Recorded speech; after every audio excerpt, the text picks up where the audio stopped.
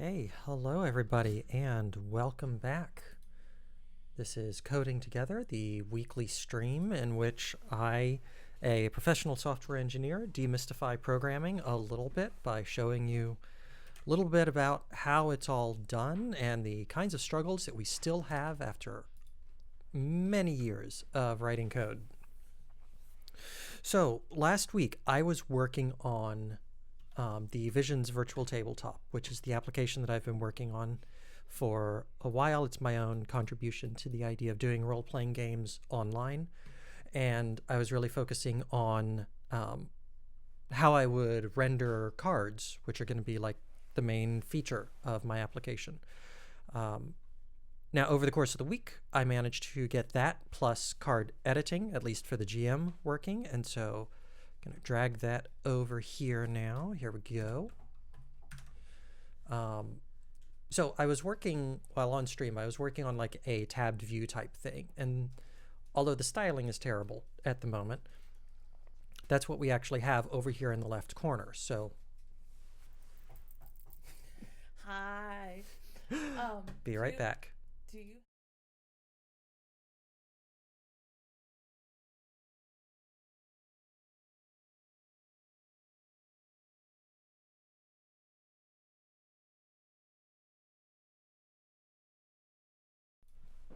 Okay, momentary interruption there. Again, related to role-playing, actually. Anyway, yeah, coming back into this, like, I've got this tabbed view. Yes, the styling is terrible. I'll make things better as I have more of an application and try to figure things out more. But the way this works, these top elements, I can choose between scenes. Let's get rid of that.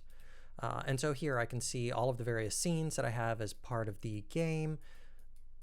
They're all effectively identical. Oh, right. It's broken right now because we're seeing a stale version of the page. Let's actually bring that back. I want to... I'm going to get first the server working.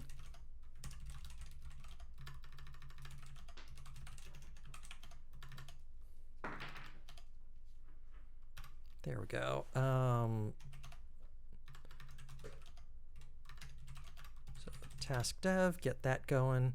It's going to take a second because this is a new work tree.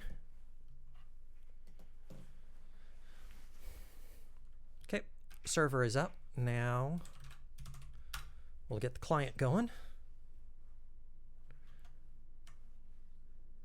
And once that's done, everything will behave so much better. It'll be so much easier to demonstrate. There we go. Cool. Okay, get logged in as the GM here.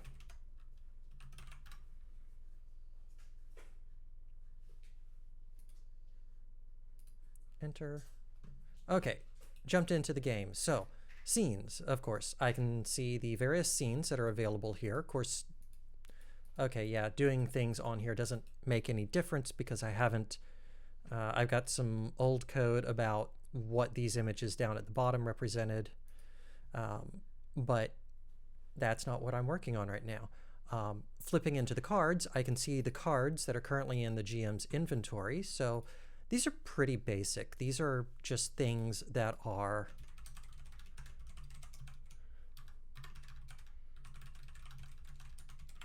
markdown text in the cards, although I do expect them to be more sophisticated because there's not really a way to put something like a progress clock or a track or however you want to designate that in Markdown. I'm going to save this and we'll see one of the first glitches. Or no, actually, that does work. But when I close this and reopen it, yeah, so this is one of the glitches. This is not, like the server has updated the card, but the state for this view has gotten very complicated, and so not all of the variables get updated. And there was also an element with state management that I didn't understand at first. I'm going to have to make this view a bit more sophisticated, but also refactor it a lot. But I'm going to quickly reload this. And here we go. Now we've got the updated state in here. So yeah, this is just this card is just a markdown object. It is editable. There are a couple of them. But one of the things that I want to do now is I want to make sure that cards that are visible on the table, or cards that are on the tabletop, get rendered on the tabletop. And then if we get that far, I want to be able to drag a card either from right here, like grabbing this, dragging it onto the tabletop, or dragging one from right here. Because like, as the GM, I don't necessarily need to see the details of the card. I can be like, oh yeah, okay, we want to make this electric cello available for the players to either pick up or otherwise inspect. Now,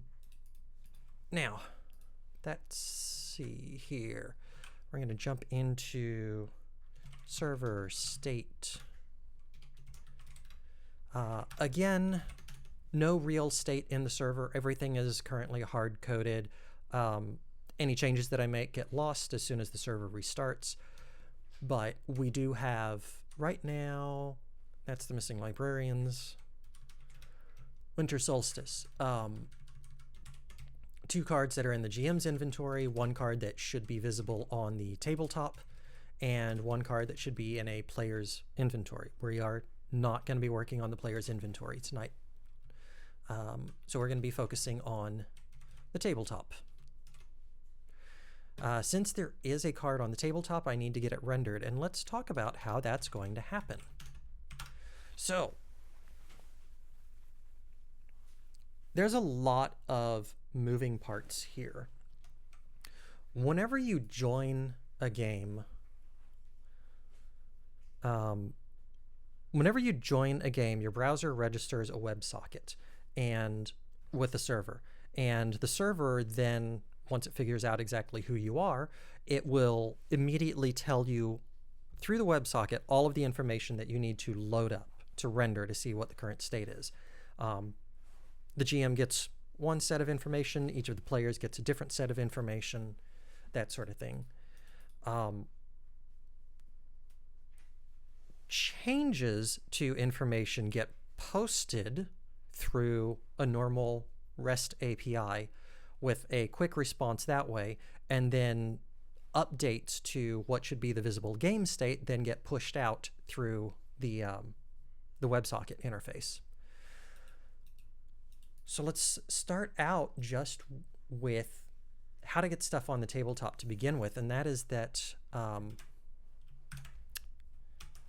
we go. So the first thing is on connecting to a game, the server needs to communicate all of the cards available to the current user. At this moment, the server only communicates cards in the GM's inventory.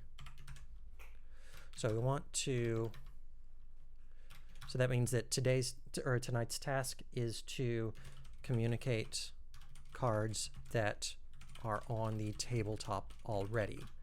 Do this for both the GM and the player. Second one is we need to render the card on the tabletop. In order to do this, we need to know where to render the card. And actually, I'm going to open up Obsidian. That's a much better markdown editor. So give me a second to bring that up. Open a different vault. We're going to open...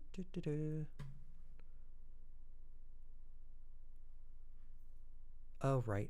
Never mind. That's complicated because of the vaults and because of how I've got everything set up in my work trees. Probably get that working next time. So going back in 159 tabletop card view. Okay, so that's the first set of things. And if we get done with that, we're going to learn about drag and drop, which I've never before learned how to do drag and drop in web APIs. So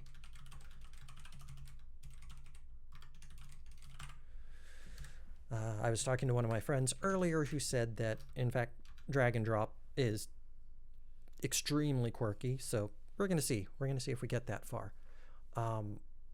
Rendering on the tabletop is going to be about as naive as you can possibly get in this case. I'd been putting off the question of how I'm going to deal with various screen sizes and, hey, there's now like 5 cards on the tabletop. How does that all work when a user has a smaller screen? And I think probably there's going to be a sort of a virtual canvas of some kind. And there's going to be some zooms, like a lot like what you would see in Roll20 or even Foundry. That's an entire additional round of complication that is not happening tonight. That's probably going to be a pretty large task. So this is just an outline.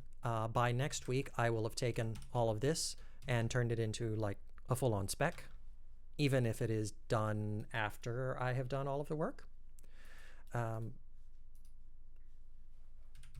But that means that we want to start with this very first one. After connecting to the game, the server needs to communicate all of the cards that are available to the current user. So let's get started with that.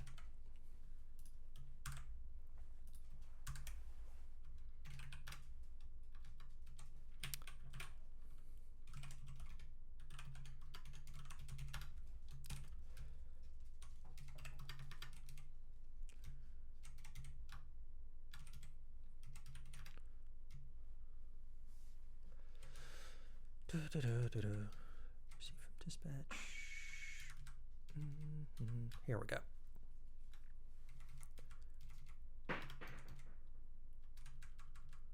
We've got that.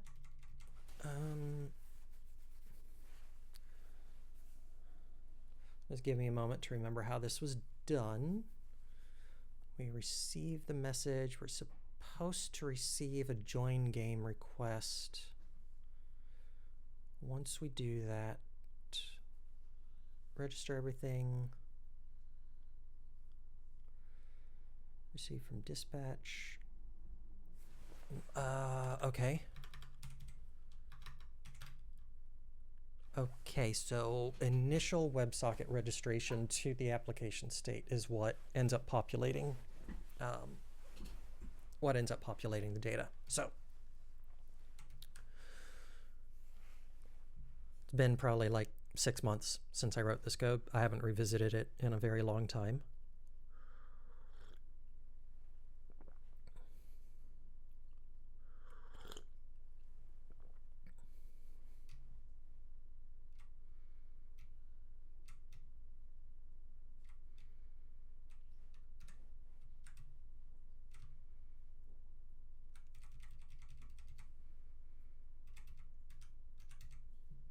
Which is interesting. I've already forgotten how I populate the GM cards.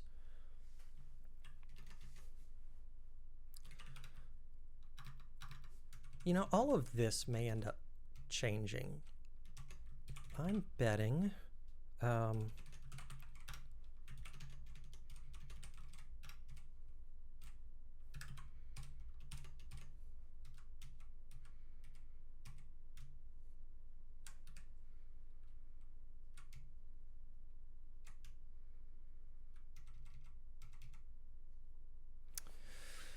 yeah, okay. When I open the GM view, I request the GM cards. I think I really need to rethink everything about like how the initial data gets populated and how I've already decided that generally clients are not going to make requests through the WebSocket. They're going to make requests through a REST API. Probably. Yeah, I think all of the data requests should largely be the same. And the WebSocket just used to notify the players or the users of information. I'm having to really think through this as I go. It's really not clear to me how to make that decision, because there's like 2 separate channels of communication that need to be used.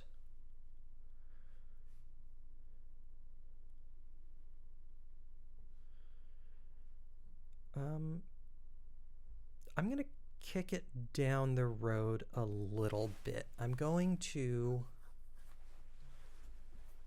since I'm already going with requesting the list of cards when opening the view, I'm going to stick to that. But that does mean that cards are being handled differently from scenes and all of these other things. So it's there's some stuff I got to work on here.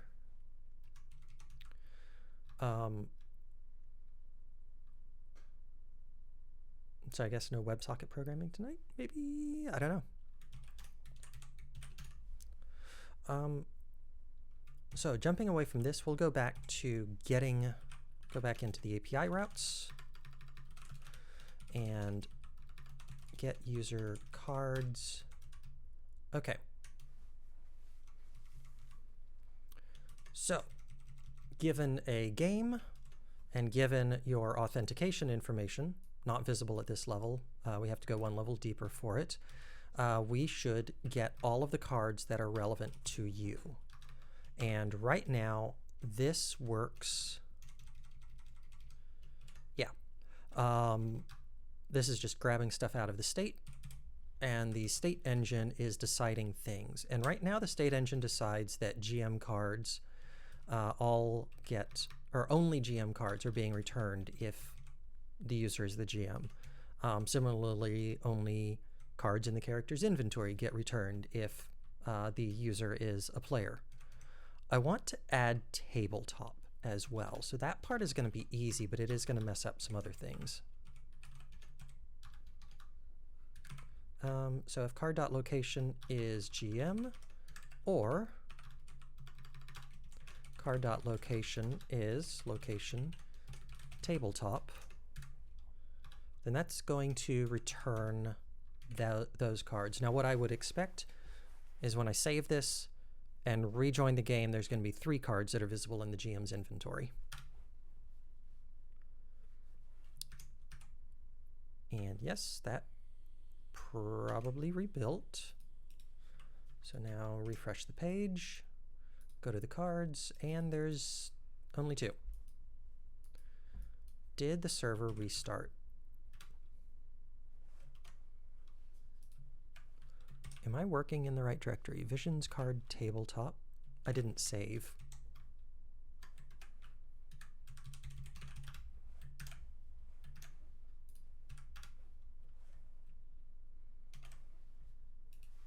Okay, refresh the page.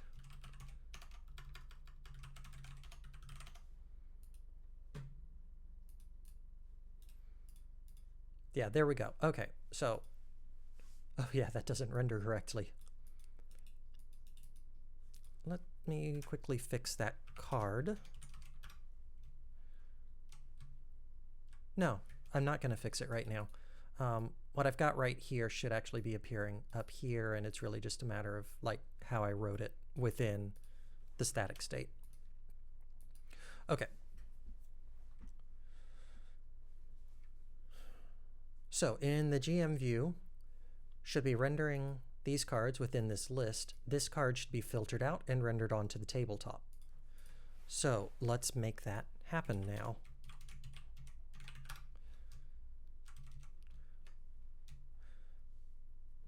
Okay, here's where I grab all of the codes, or all of the cards, get user cards, set them to GM. Let's do some filtering.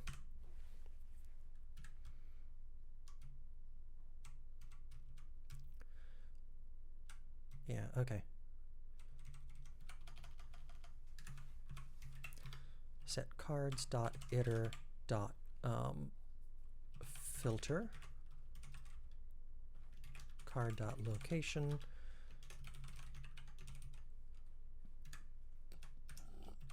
clone them all, and then collect them.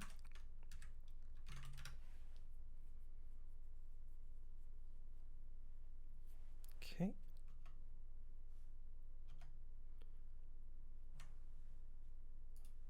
Okay, good. So now we're only seeing those two. Now we need the cards that are on the tabletop.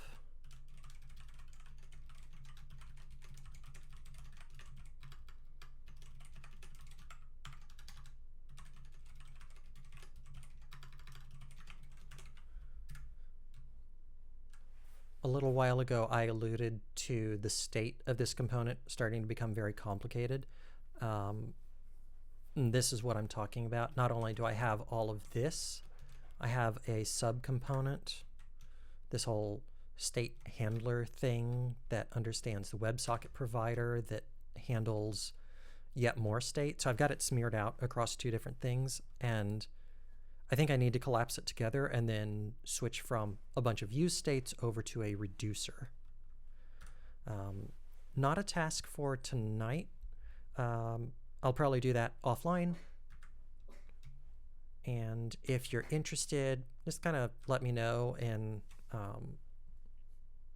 let me know in the comments, and I can cover it in the next session. Okay, tabletop cards. These are going to be the cards that are visible on the tabletop. Use effect with, this is where set up the GM cards. Tabletop cards.set. Actually, I think the way I want to do it is to be a little bit more efficient than this, because yeah, these are all cards. I don't actually want to clone them. I just want to move them to their real destination.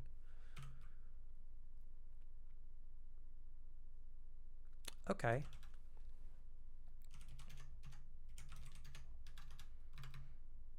So let's do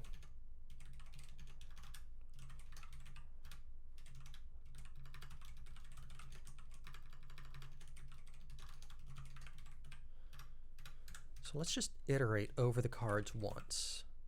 Cards.into_iter. Sorry about that. And then for each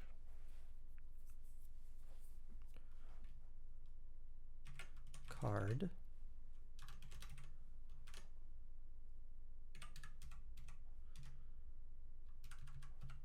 if card.location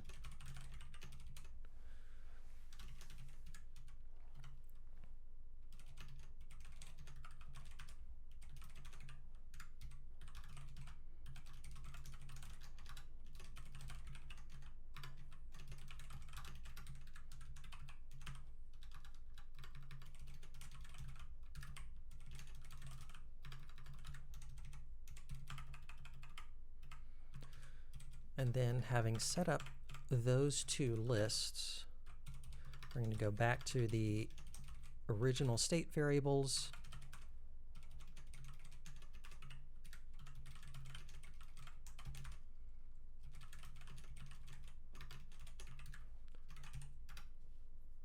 There. It's a tiny bit of efficiency, probably meaningless in the grand scheme of things. Refresh the page. And we're still seeing the correct cards. So the next thing I want to do is start communicating the tabletop cards down. So we're going to put that right here.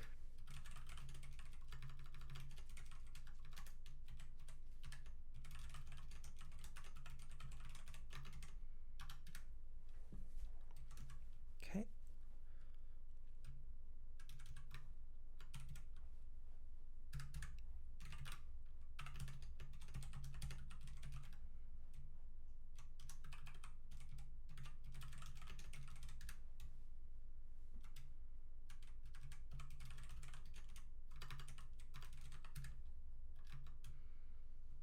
Okay, that's now in place, and now we're going to communicate that one level further down.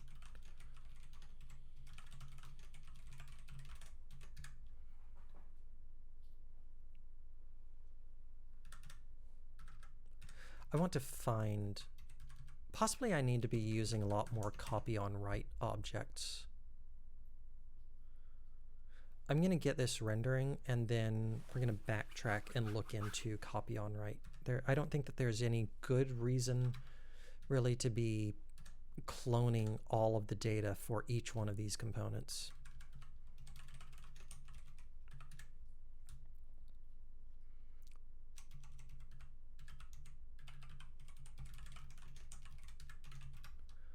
Okay, that should build. Doesn't quite, it's close. I need to clone my state variable in. I'm going to replace all of these clones with my nice handy macro here.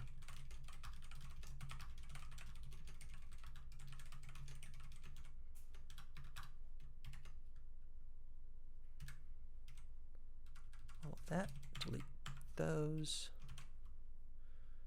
And then, let's see here. There's my async move for the WASM bind gen futures. This is the return. I think, oh Lord, this is so deeply nested that it's become a bit of a problem. That's good. That's good. Okay, I've got too many closed curly braces. That's still a problem. It's not quite right.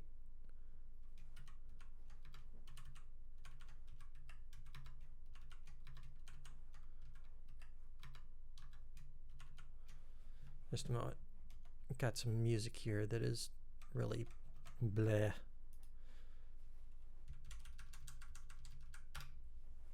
There we go.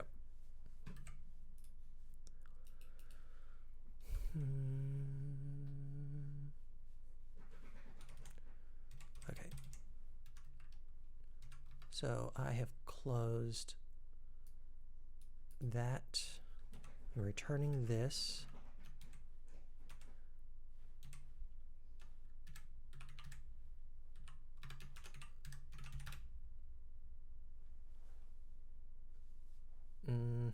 Nope, I'm still not in good shape. What am I gonna, you know what? Let's refactor this right quick.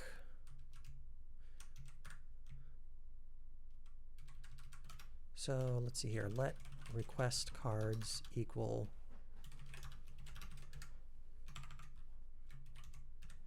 it's gonna be a function which is not, it's gonna take a few things. Yeah, I'm going to give it all three of those.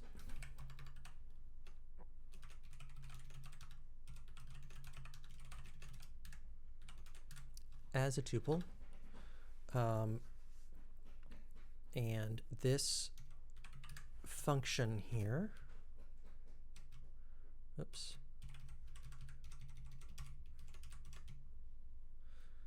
Let's take all of that. And, whoops.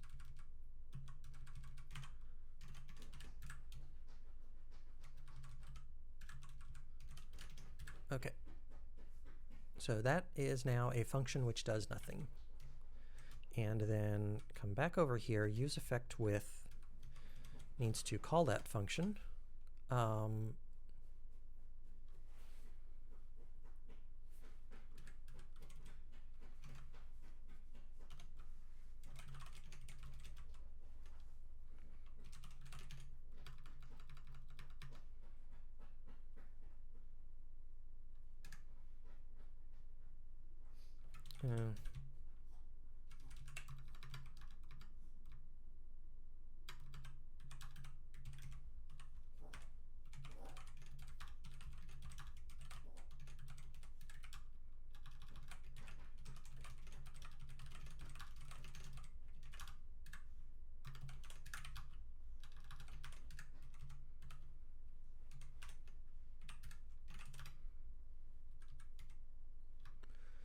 Okay, is there an... Oh, that's why. So we're going to do that.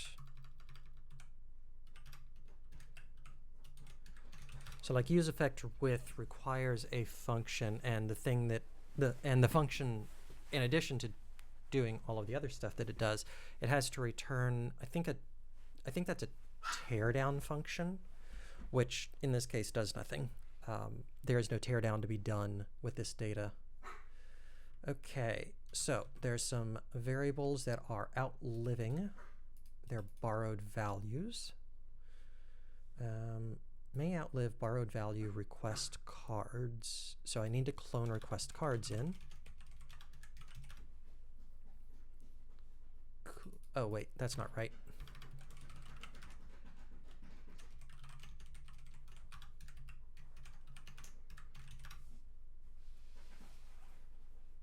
Then there's borrowed data that is escaping from the closure because it's probably a bunch of values that are being captured right.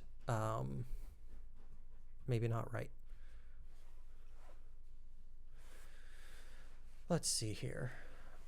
Values captured here. Those three, which are then being passed to this.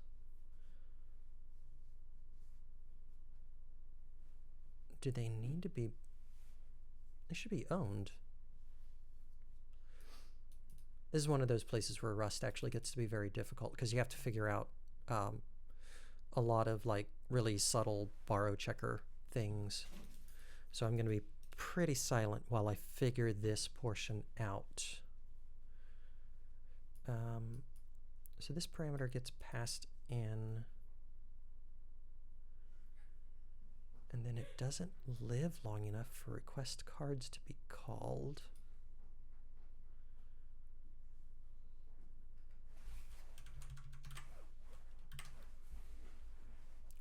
So a function which is going to return a teardown.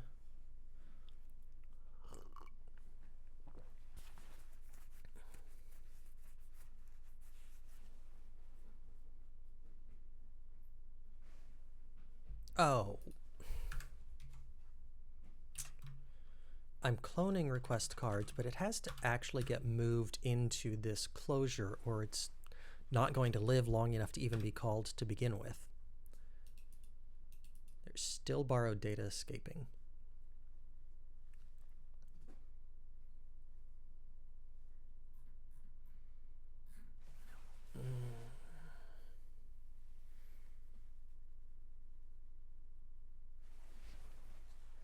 I'm going to take the macro out because sometimes that can make things harder to understand.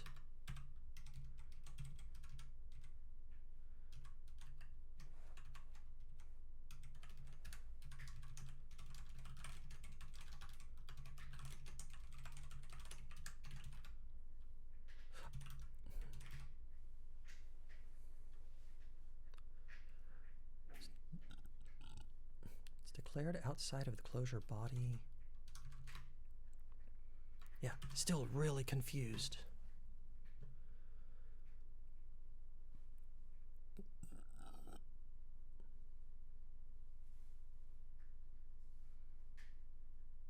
So f is any fn once function.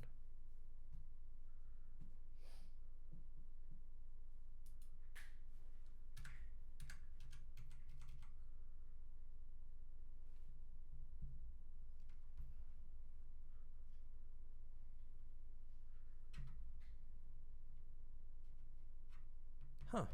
I'm really confused, but I know I did something like this earlier.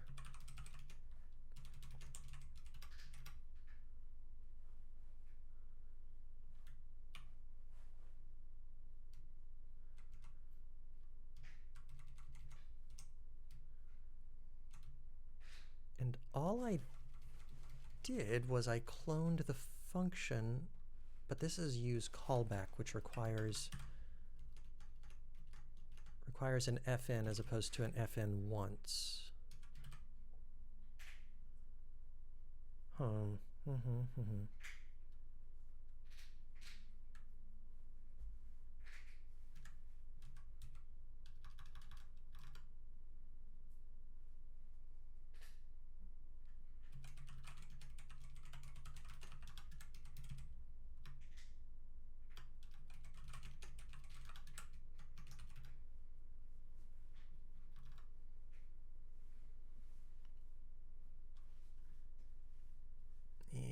partial EQ is not implemented for a closure. That makes perfect sense.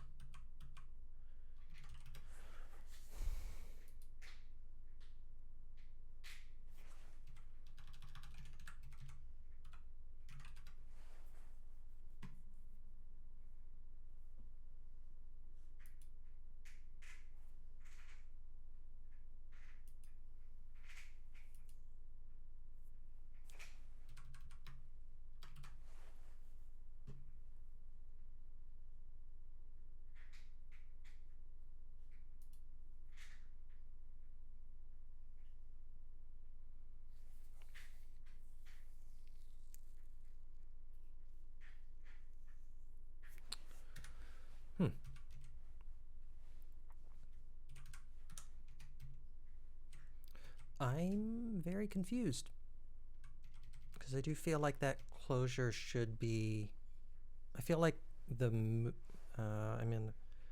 feel like that this move should be fully owning this.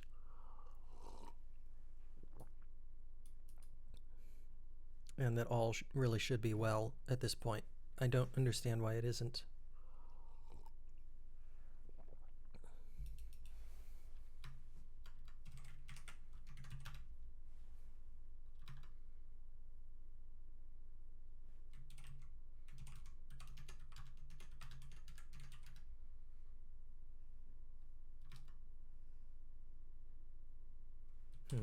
Okay. Then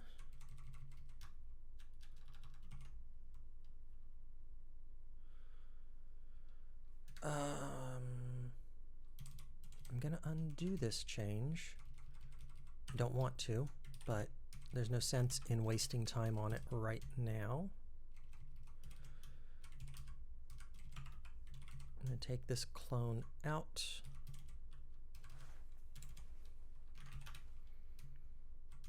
At least some things are now correct. Cool. Okay. So now I need all of the data that needs to be, wait, what? Match client 476.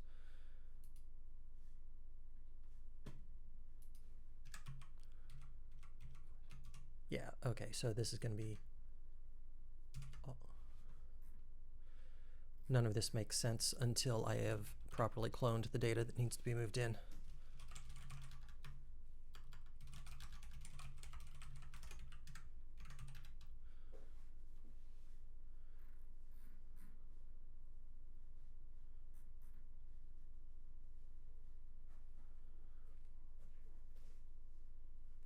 Client.getUserCards expects a game ID found a reference to a game ID.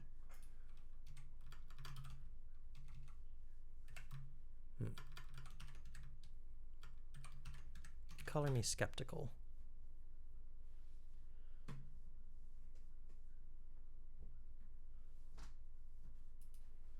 Okay.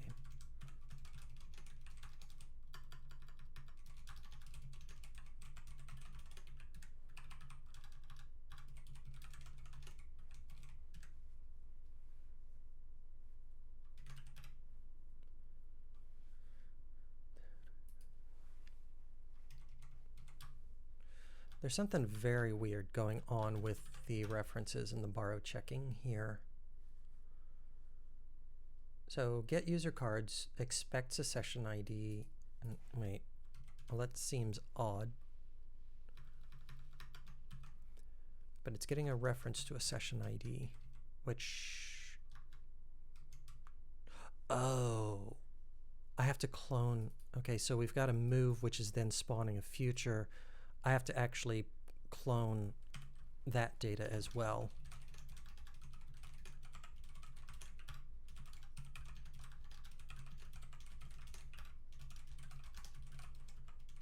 I might actually have to clone this data again in order to get it all the way into this future.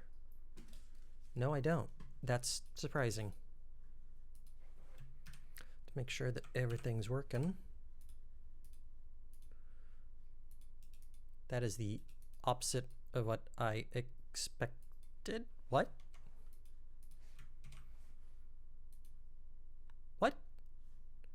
if card.location is location tabletop, we push it into tabletop cards. What did I do?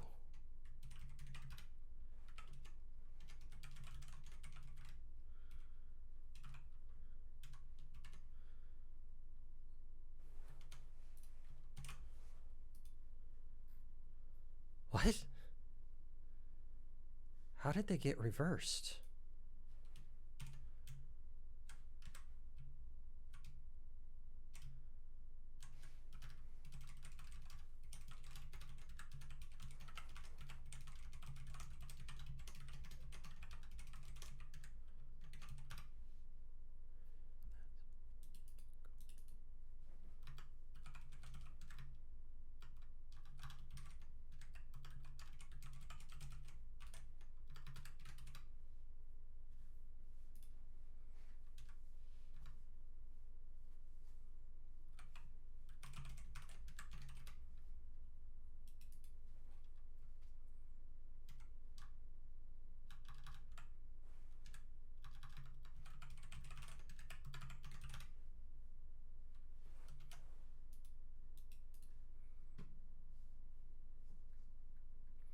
Card retrieved. That one, and that one. All three of those were retrieved.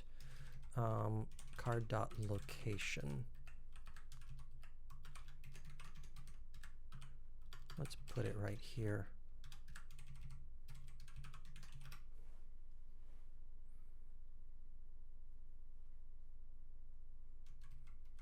What?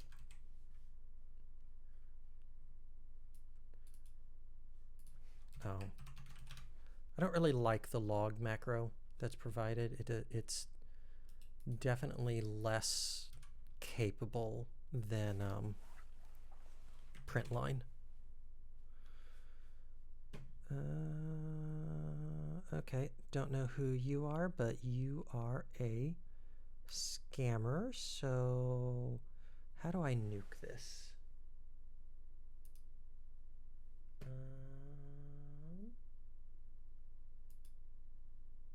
No, hang on. Let's see here. Ban, timeout, warn, mod. I'm going to just straight up ban you. Regional resort, whatever.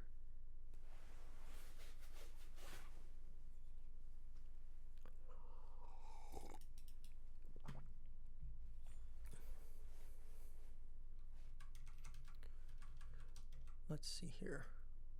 Okay, a location isn't implemented or doesn't implement GIS value.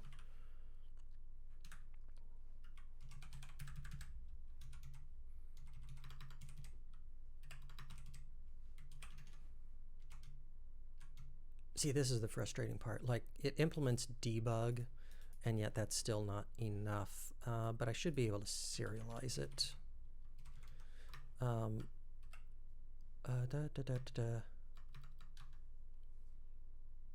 Except I've forgotten now. Huh.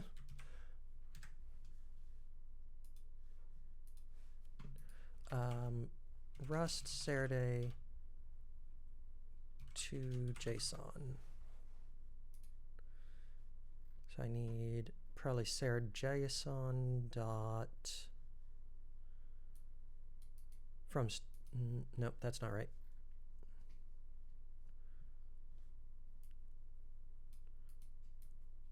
Oh, actually, I just need toString. Probably. Hopefully.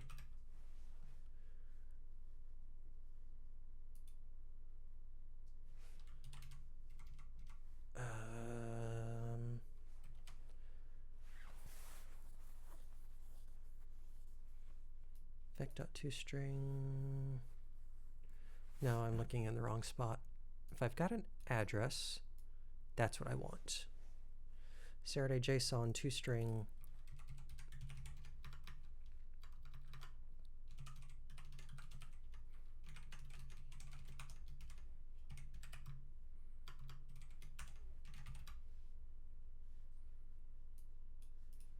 And I will unwrap that.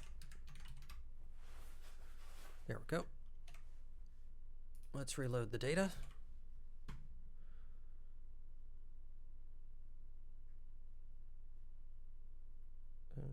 here we go.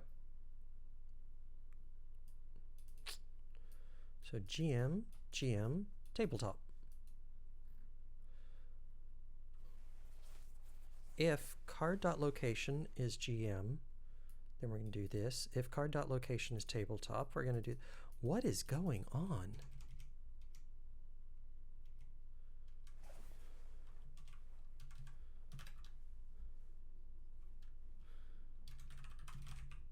Yeah, it doesn't exist. Unless maybe Rust U breakpoint.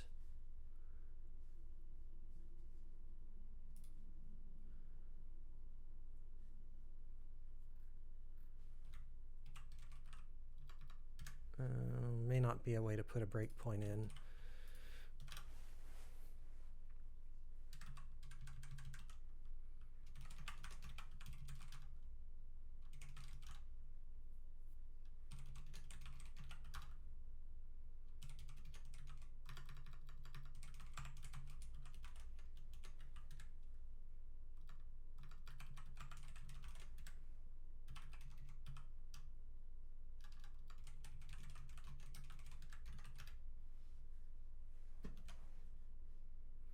So when I reload it, adding card to GM cards, adding card to GM cards.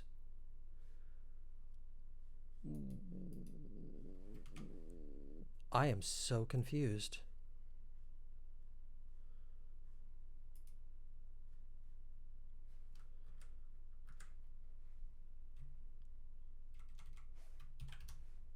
Maybe I am in some way passing the wrong data down? Probably there's going to be somebody who's watching this after the fact and is just kind of screaming at me, hey you idiot, you've gotten it all wrong.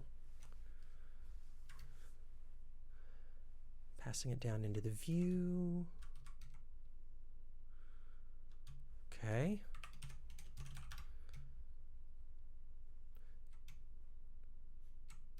Tabletop cards, GM cards.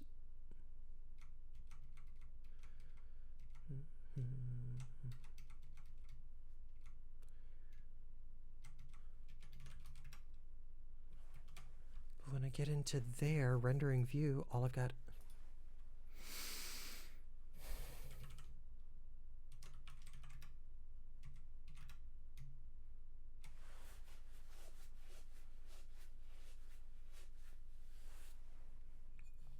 This is probably a dumb way of doing things.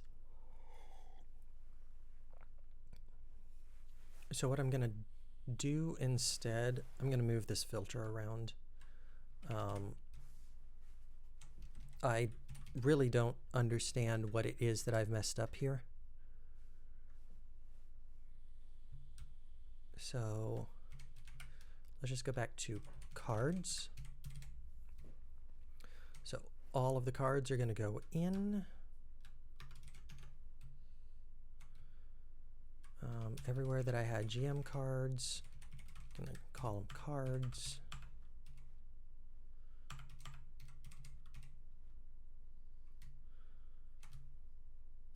We're just not even going to do this filtering right here.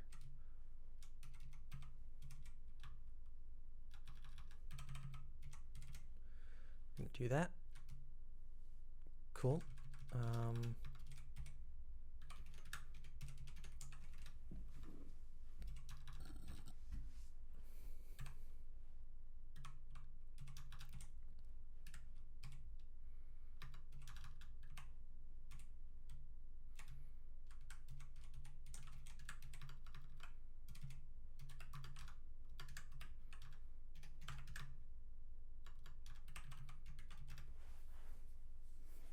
Okay, that is all correct at this level, so now we need to go a level deeper, back down into the state handler.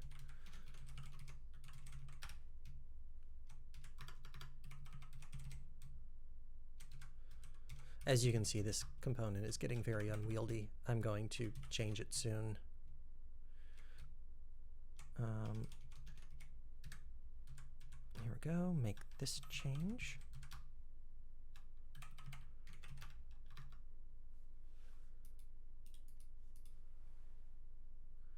No method set found for struct.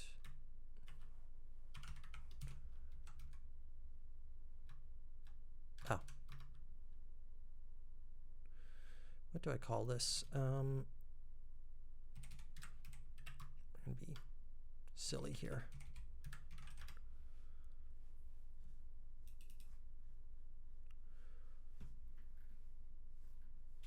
Okay, yep, 416.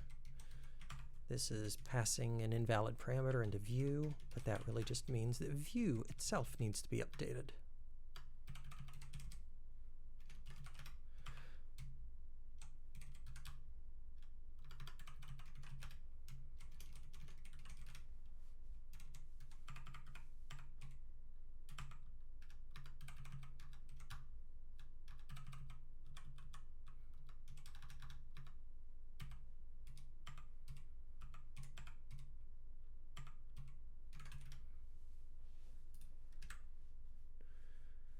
Getting closer. 453 is a little off. Cards.set. Yeah. Old cards. Old cards.push.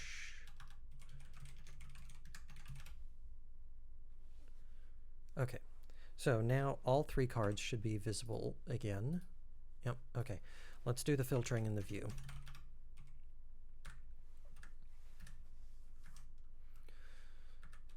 So my list component, which is in the sidebar, does not want all of the cards. It wants the GM cards. So we're going to do cards.iter.filter card.location gm.cloned.collect. And it can't infer the type, which makes perfect sense.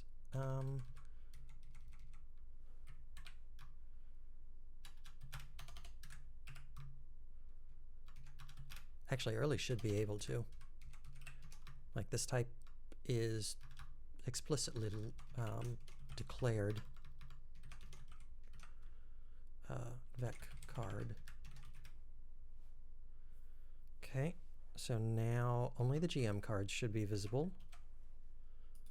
Yep, good.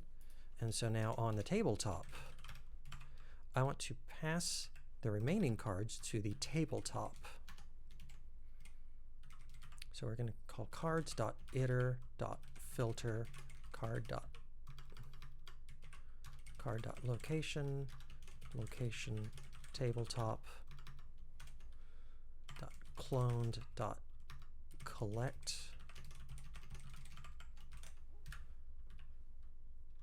close that.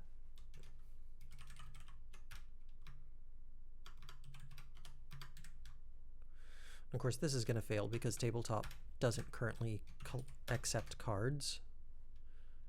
Yep. Unknown field, method not found. Oh, I see. Yeah.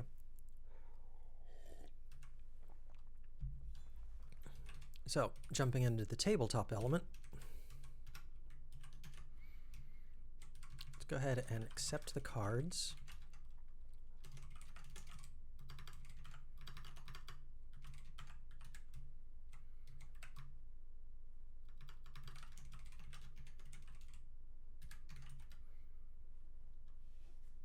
I think I just did that wrong.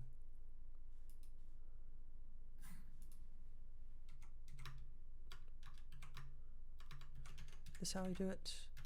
I've forgotten. Okay. The compiler will tell me. Okay, there is an error. Has prop property cards is not implemented in player view.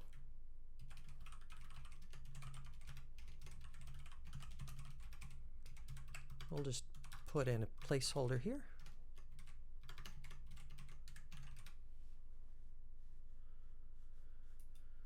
Okay.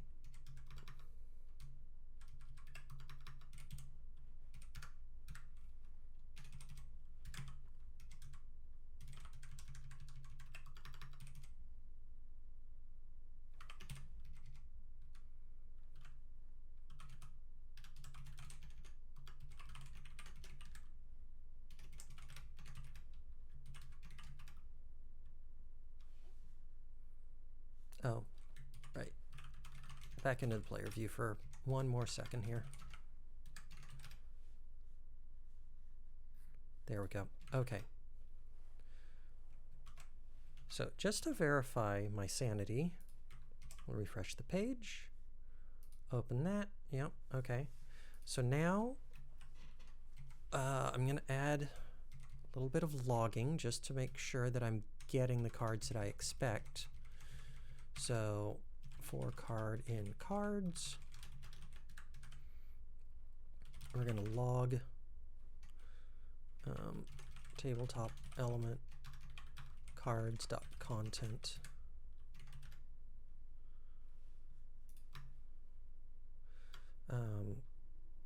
CA.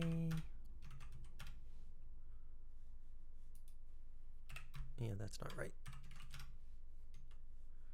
Card.content needs to be cloned.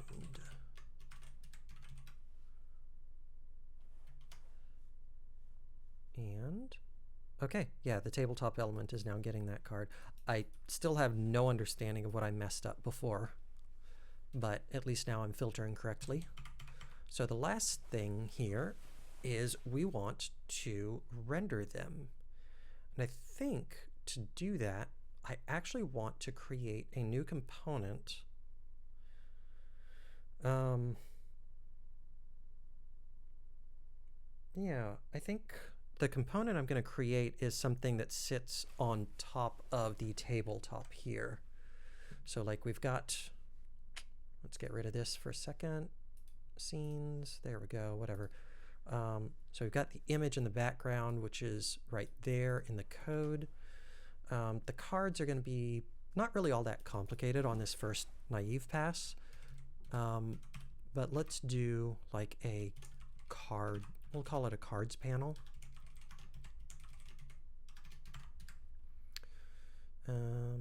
I think I probably have to clone that. But right now nothing's going to compile anyway.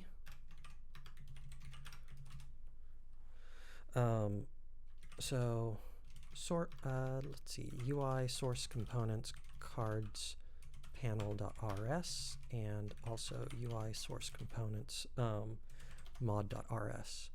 Let's say mod cards panel pub use cards panel star. Get rid of that. Okay, use visions types star, use u prelude star, and then derive properties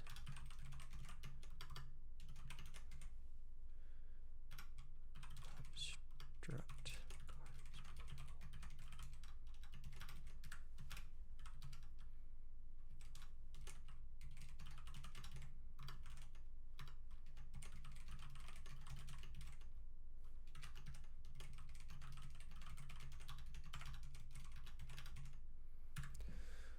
Okay, that covers all of the boilerplate.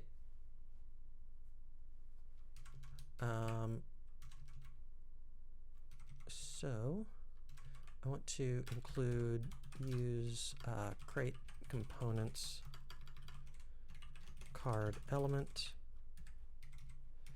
and then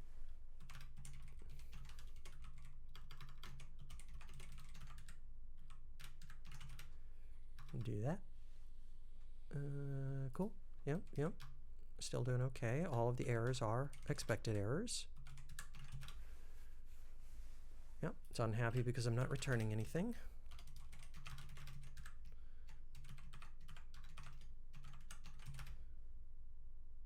Okay, so the component is now valid, but it's also useless. I think what I'm going to do is just lay things out just like as a list, or not as a list, but we're going to go into some flexbox here. So use stylist CSS, let styles equal CSS, and I think this is going to be really simple. I think if I do a display flex and then for card in, no, that's not right. Cards.iter.map card. I want to do a card element.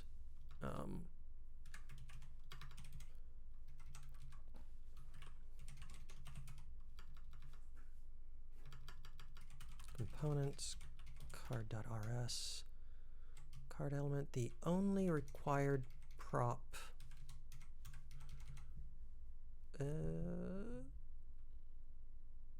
Yeah, okay. And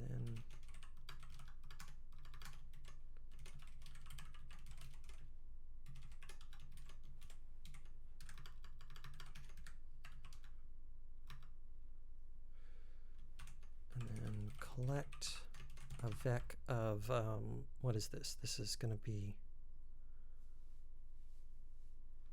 I think it's just HTML element.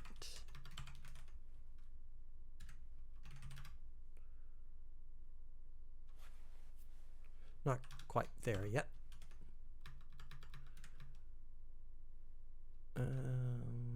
Let's see here.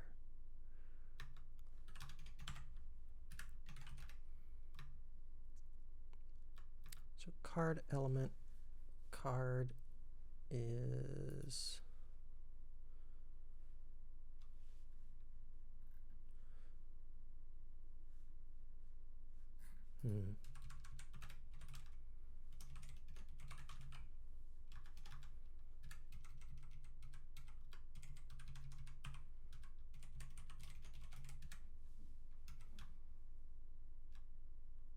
oh, right. This has to be within the HTML macro. So we save that, do a card list, figure out all of the errors in my code, of which there are many. Implicit clone, yep, I have to manually clone things. We're going to come back to this in a moment and look into using copy on writes.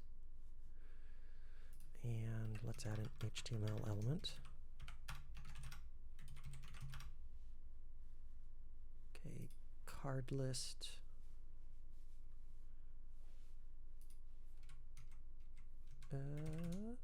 Oh, right. I don't have to do that. I think I can do just this. Maybe it should be that. Cards panel, yep, good. We're looking good so far.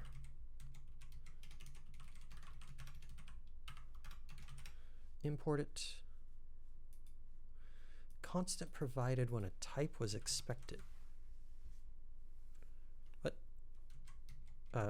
What? Cards panel is a function item, not a type. That is a very strange message. How is cards panel not a type?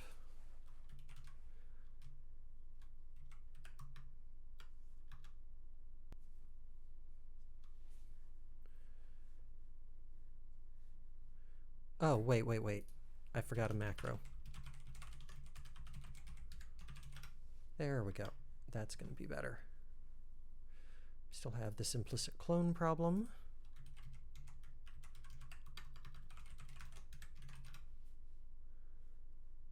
And can't have fields being private here. There we go.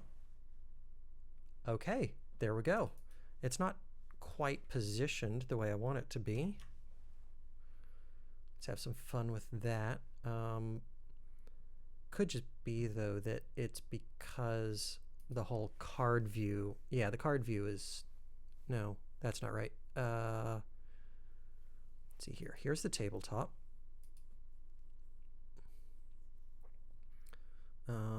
Let's add a background image right quick. Oh, yep, that's not right. That's not right at all.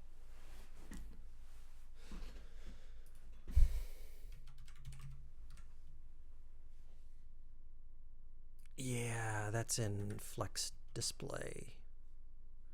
Okay, so if I take away not that, this one. From the tabletop, I turn off flex. And then I want to get this back into the area, and I've forgotten how, but I have done something like this before. A stack. Yeah, this is the right component to use here.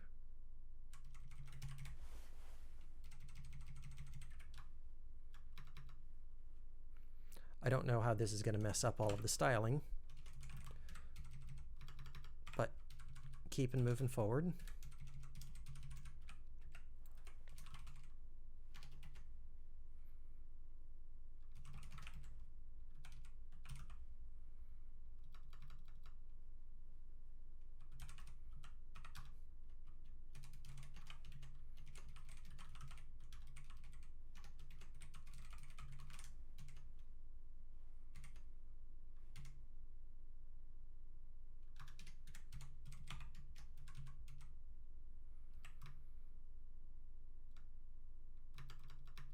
Okay, so set up a vector which gets passed in, and this needs to be an actual HTML element.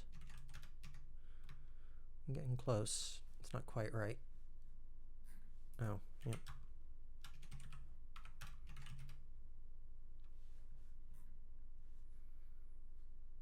Yeah, I don't have all of the enclosures quite right yet.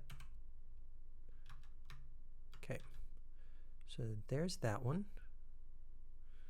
And then I want to close the list, close the parameter. Okay. Unexpected end of input.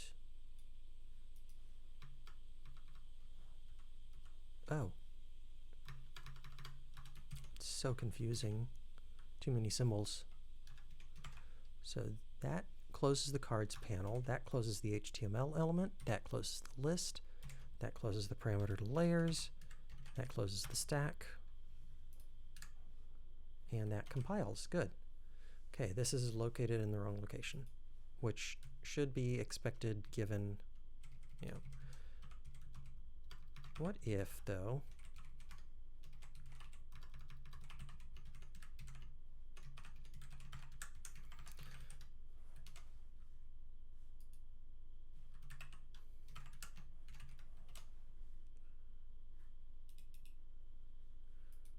still located in the wrong location. That's a little weird. Oh, it's absolute positioning. Oh no. But no, that should be CSS position absolute. This might be positioning for an element. Absolute means the nearest position ancestor with a position other than static. Oh, I don't have any positioned ancestors. This is where CSS gets amazingly confusing.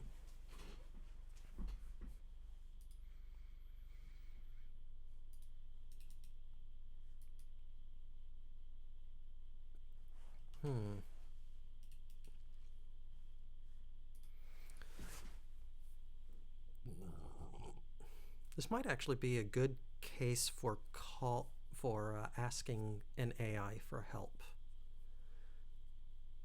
Like I already had to ask an AI for help to get for getting these images to be like reliably contained within the container.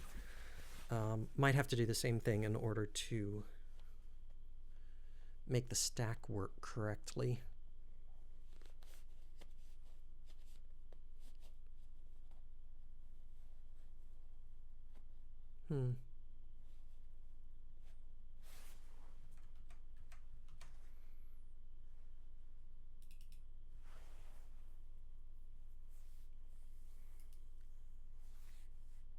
Yeah, let's see what it's got to say.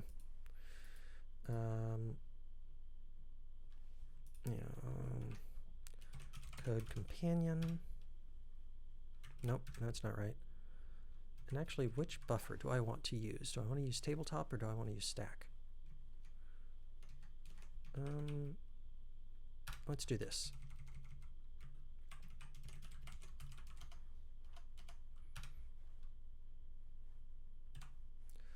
Let's see here.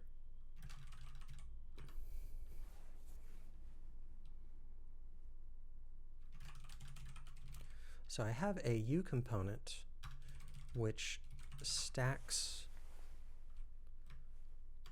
which exists to stack elements atop one another instead of letting them flow as normal in HTML. The strategy that I used involves absolute positioning, but this means that the stack gets built relative to the document, not to the component that contains the stack. In my case, the component is a simple, what is this? The tabletop is a simple element that exists within a 3x3 grid using CSS grid layout. How can I make the stack always work relative to, or always be contained, or no, how should I modify my stack to ensure that it remains contained within the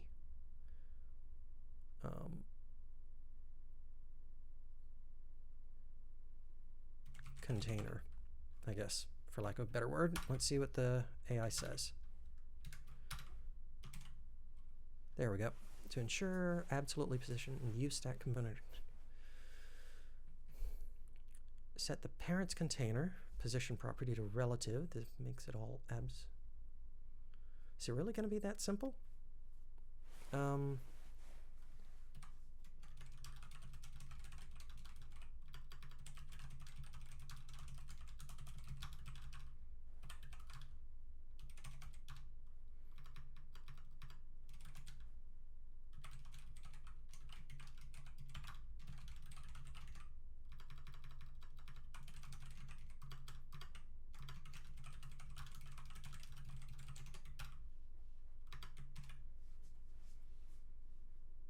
Okay, so the AI says that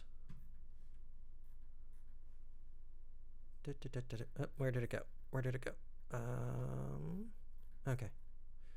Position relative is compatible with the grid layout, so let's give this a shot. Back to the tabletop.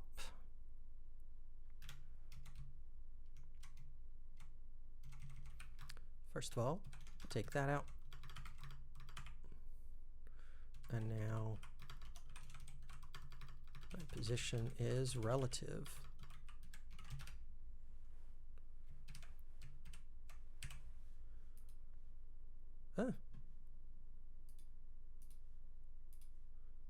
It really does work. Okay.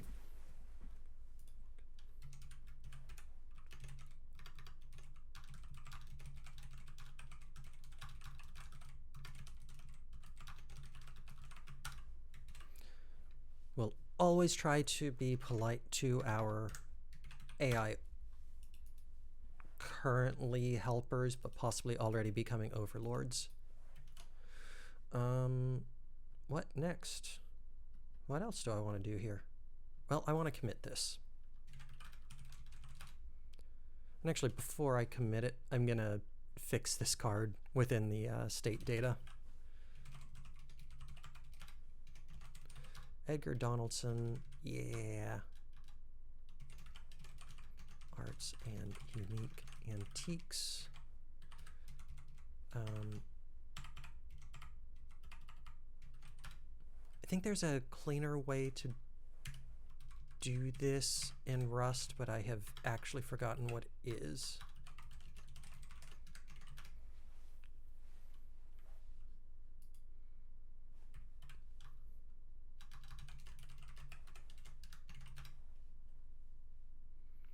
Okay, that should be enough time for the server restart to happen. Logging in, enter the game. That's good. Okay, yeah, all of that's now rendering the way I expect. So let's get rid of the title. Don't need that anymore.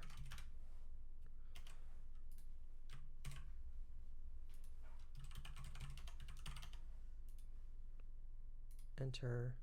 There we go. Good. That was going to drive me nuts if I didn't fix it.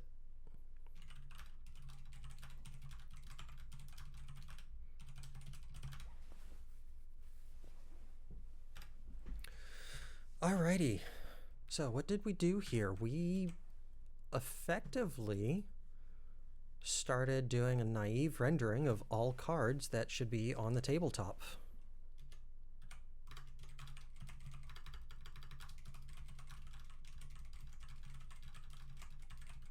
And honestly, this particular rendering should get us quite a long way. I think possibly the one change is that I'm going to want to take away this close button. The close button is for, like, when we're in here, we hit this button and it sends the card away. Don't want the card to be sent away when on the tabletop.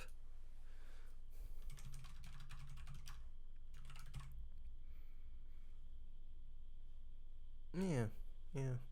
I could probably go a long way with this particular layout.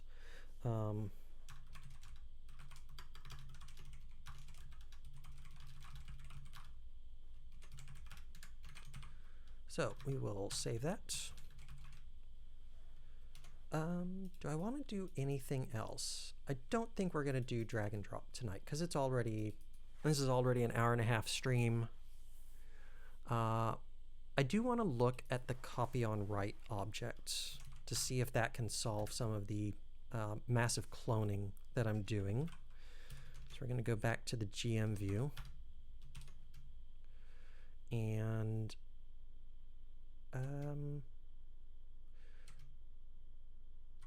we're going to leave this as is, but I'm going to turn it into a cow right here. So Rust borrow cow.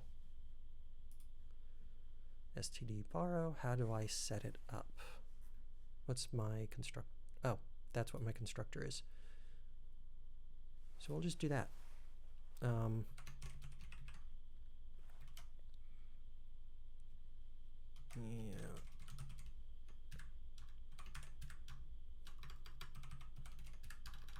There could be a big gotcha right here that I'm not thinking of yet. So we'll find out. So now I'm going to go up to the state handler.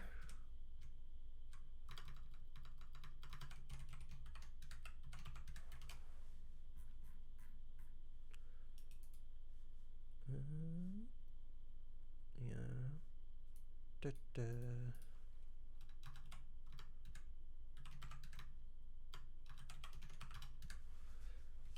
And then up to the view itself.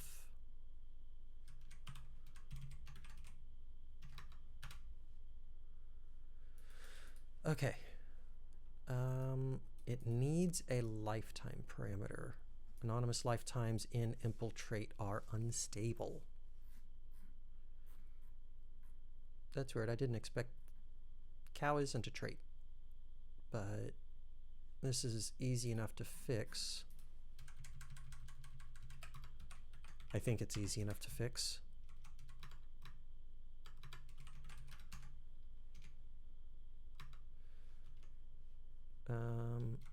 So probably I have to specify the lifetime there. Yep, yes I do. Yep. So this not type parameter but lifetime parameter is going to be kind of viral.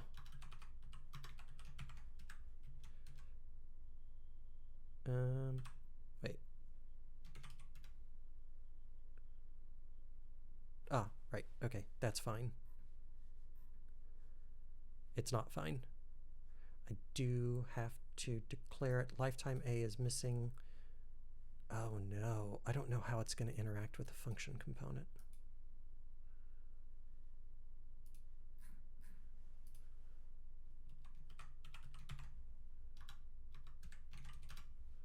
Technically that should be valid, but it's not. Function components can't have generic lifetime parameters. Okay, so that's going to be the thing that keeps me from using a cow. That's kind of annoying.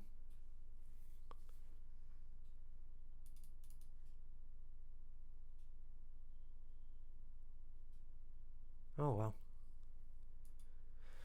Okay, future time I will try to figure out how to stop cloning data everywhere.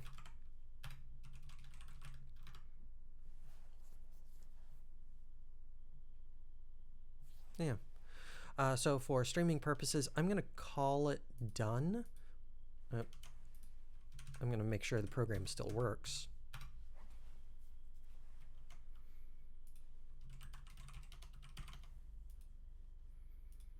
Yep. Okay, good. It does still work. So for streaming purposes, I'm going to call this done for tonight. I'll push up the changes in just a moment. And then over the course of the next week, I'm going to get this visible, or I will end up doing all of this same work for player characters, or for players actually, because the player view is still going to be, let's hit this. I've forgotten which players are in this game. We'll go with Tolly. No, not. Okay, got it. There we go. Jump in. Yeah, so like players can't see the cards yet because I just don't have anything rendering there. I'm not even retrieving the cards. But I'll try to get drag and drop working, and I'll also try to get it added to the player inventory, although that's going to be potentially, no, should be relatively simple. But I'm also really going to fix that whole state management mess that has appeared in the GM view, and then propagate all of that over to the player view as well. So, yeah, definitely lots of work to be done. This kind of application seems to have like absolutely no end of detailed